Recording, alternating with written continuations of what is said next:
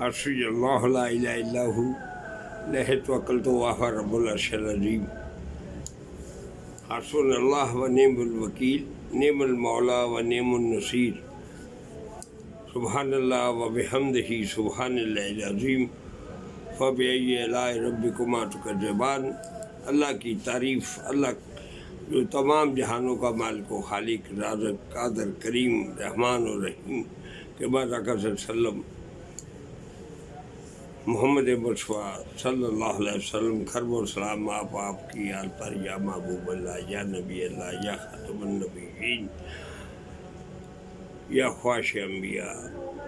آج میرے دل میں یکدم ایک عجیب سی سوچ اور ایک خیال پیدا ہوا کہ پھلدار درخت پر لاتعداد پھل لگا ہوتا ہے، پھلدار درخت پر لاتعداد پھل لگا ہوتا ہے، جن کو بیچ کر کافی قیمت وصول ہوتی ہے، اور جس سے وہ سکھ چین کی زندگی بسر کر رہا ہوتا ہے۔ میرے خیال میں اس نے شاید یہ کبھی سوچا ہو کہ نہ سوچا ہو، کچھ کہہ نہیں سکتا، کیونکہ اس نے کبھی یہ سوچا ہے کہ پھلوں کی قیمت کی وجہ وہ جڑ ہے، وہ جڑ جو ملنے والی اپنی تمام خوراک کو پودے کو اور اوپر والے حصے کو، ٹہنیوں کو، پھل کو پہنچا دیتی ہے، اور وہ جڑ دے رہی ہے ملنے والی اپنی خوراک، ٹہنیاں، پتے، پھل، جس کی وجہ سے وہ پھل لگ رہے ہیں درختوں، اور خوبصورت بھی ہوتے ہیں، لذیذ بھی ہوتے ہیں، اور قیمتی بھی ہوتے ہیں۔ ایک واقعے نے میری دماغ میں ایک فلم کی طرح چل گئی۔ یہ واقعہ میرے بہت ہی قریبی ساتھی کے ساتھ ہوا، جس نے مجھے یہ سوچ آئی کہ بوڑھے انسان کی زندگی ایک پھلدار درخت اور اس پر لگے پھل کو بیچ کر اچھی خوشحالی کی زندگی بسر جو کر رہا ہے، اس کی وجہ وہ بھول جاتا ہے کہ یہ سب کچھ اللہ پاک کا کرم اور آقا صلی اللہ علیہ وسلم کی نظر رحمت، اس کی وجہ وہ جڑ ہے جس کی وجہ سے آج میں خوشحال ہوں اور آسودگی سے زندگی بسر کر رہا ہوں۔ وہ جڑ دراصل ماں باپ ہے، باپ اور ماں ہے، جو ہر چیز بھول کر اس محنت میں لگا رہتا ہے کہ میری اولاد مجھ سے زیادہ خوشحال، تعلیم یافتہ اور باعزت زندگی بسر کریں، مگر دیکھنے میں آتا ہے، دیکھنے بھی آتا ہے، میڈیا پر بھی آتا ہے، واقعات سے بھی پتہ چلتا ہے کہ بعض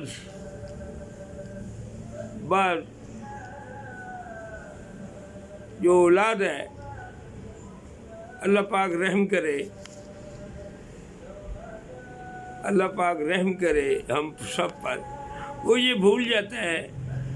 کہ باپ ماں دن رات دھوپ، بارش، موسم، ساون موسم کا مروڑ اور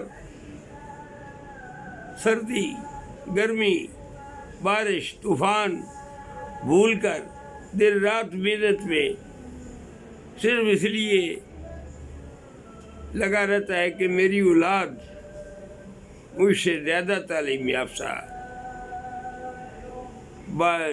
باعزت اور خوشحالی کی زندگی بسر کرے والدہ اور والدہ. مگر افسوس بعض اس نعمت کو بھول کر انتہائی اپنے والدین کے ساتھ بیان سے باہر میں لفظ نہیں بولوں گا، نہ مجھ میں ہمت ہے بولنے کی، نہ میری زبان میں وہ ہمت ہے کہ میں یہ اس زبان سے ادا کر سکوں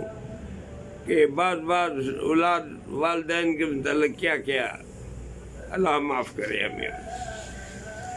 اللہ ہمیں معاف کرے اور اپنی کرم راضی کرے. اللہ پاک نے قرآن کریم میں پوری آیت والدین کی عزت کی، ان کا تقدس، ان کے احترام، ان کی حرمت کے متعلق لکھی ہے پوری آیت. اور جس کا ترجمہ یوں ہے کہ اگر تمہارے والدین باپ ماں دونوں یا دونوں میں سے ایک بڑھاپے کی عمر میں پہنچ جائے تو ان کے سامنے باادب کھڑے رہیں، ان کے سامنے باادب کھڑے رہنا اور اف تک نہ کہنا، اف تک نہ کہنا. اللہ کے حبیب نبی کریم صلی اللہ علیہ وسلم رحمۃ اللہ عالمین صلی اللہ علیہ وسلم، کرب و سلام آپ کی آل پر یا حبیب اللہ یا نبی اللہ. آپ کا فرمان ہے کہ جس بیٹے یا بیٹی نے اپنے والد یا والدہ بوڑھے کو مسکرا کر صرف دیکھ لیا، مخاطب ہو گیا، اس کو اللہ تعالیٰ حج مقبول کا ثواب عطا فرما دیتا ہے. اور میرے آقا کا فرمان صلی اللہ علیہ وسلم، کرب و سلام یا رسول اللہ آپ کی الفاظ موتیوں سے سچا برحق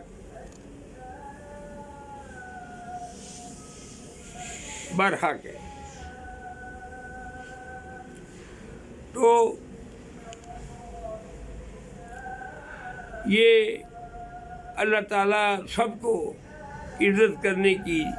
توفیق دے اور اس اہمیت کی، اس جڑ کی جس کی مثال والدین ہے، جس کی